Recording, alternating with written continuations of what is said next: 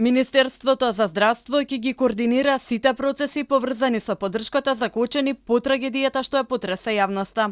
Како што најави министерот Азир Алију на денешниот брифинг со новинарите, веќе е формирана работна група составена од експерти, невладини организации, локални институции и доктори. Меѓу првите конкретни чекори е зголемувањето на капацитетите во Кочанската болница.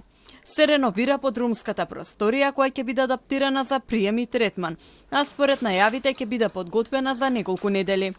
Се планира отворање на иновативен центар за млади, кој ќе биде достапен за сите граѓани на Кочани и ќе понуди простор за развој и поддршка.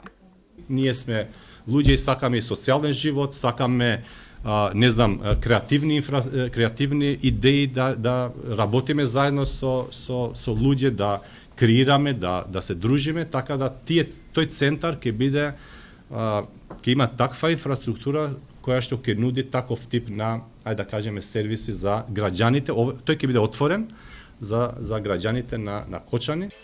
За да не дојде до злоупотреби, Министерството за здравство ќе ја преземе координацијата на донациите за семејствата на настраданите и за повредените од трагедијата во Кочани. Најавени се и нови вработувања како во Кочанската болница, така и во други здравствени установи низ државата. Ние како Министерство за здравство во фокусот ни се ние Кочани, но исто така да не заборавиме дека мора да ги обслужиме сите граѓани на државата. И итно ќе делуваме и во Кочани и во сите други здравствени установи, се со цел да може непрекинато да им се дават услугите.